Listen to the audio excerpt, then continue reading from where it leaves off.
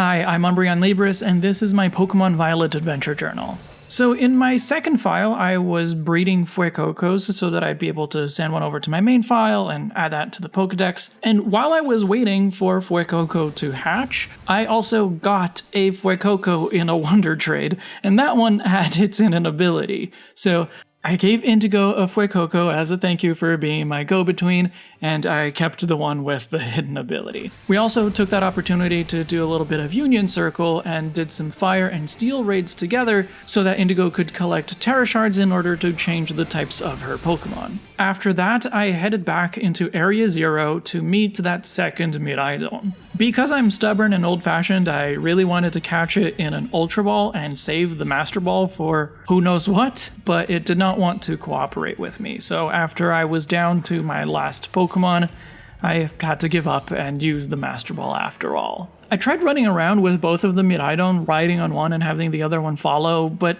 even Miraidon can't keep up with Miraidon. I think it makes it really obvious that you've done something wrong when the very same Pokemon that you're riding can't keep up with your riding.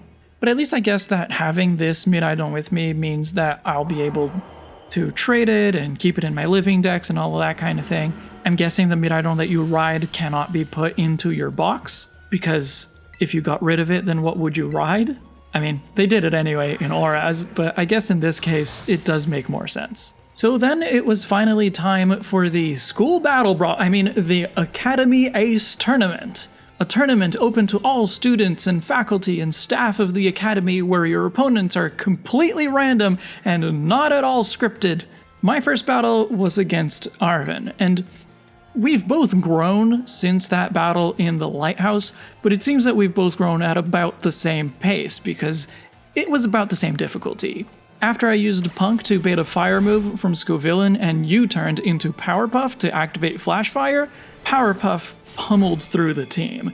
Mabustiff did finally take her out, but then Punk was able to clean up pretty easily. Next up was Jacques, who offered the easiest battle of the bunch, but it was still a fun match. Again, Powerpuff was the MVP, cutting through pretty much the entire team. Turns out it's not such a good idea to terrestrialize your Foragiraf into a pure Psychic type in front of a Ghost type. In the semi-final, I faced Dendra with the only Mono-type team of the set, but also the first opponent to make me sweat. Her Water Tauros in particular gave me some serious trouble. But when Salt Cure whittled away the last of its HP, Powerpuff, again, was able to pick up the slack. And in the final, surprise, surprise, my opponent was Geeta, and it was really no different than the assessment battle. In fact, it was a little bit easier because I knew what to expect from her team. I feel like I knew enough that I could have had a perfect battle against her, and the only reason that I didn't is that when I sent out Ziggurat to Salt Cure her Kingambit, Kingambit got it to flinch with Ironhead, so I wasn't able to get that Salt Cure off, and Kingambit was then able to KO another two of my Pokemon. But once I got past that, Punk made quick work of her Veluza and her Glimora, because this time I knew it was terrestrializing into a pure Rock type, so I knew it was safe to use Flower Trick right off the bat. In the end, the Academy Ace tournament was pretty fun, but it was also disappointing that there was only one trainer that really made me feel threatened. None of them got me to the point of feeling like I needed to terrestrialize, and again, none of them used any exotic Terra types. I'm really glad that this game uses terrestrialization in a much more extensive way than like Megas were used in X and Y, but it sucks that not even one of them used terrestrialization in a really interesting and unique way. It is pretty cool though that the Academy Ace tournament is repeatable, and hopefully when I do it again, it'll be a different and hopefully random set of opponents. I'll find that out later, along with what the prize is going to be for those repeated wins, because I hope it's not just another cap that I can't use with my hairstyle. Anyway, with that, I think the postgame is finished.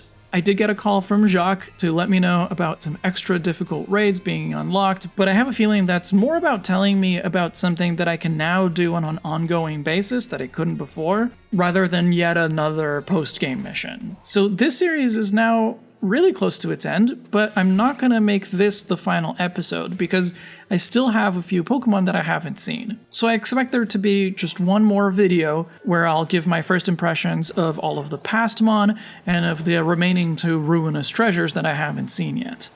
I also expect to complete the Pokedex and earn the Shiny Charm pretty soon, but I kind of doubt that there will be anything really significant to comment about that. So I don't know how long it's going to take me to get to that point, but I expect by the end of the week I'll have the final episode of this series.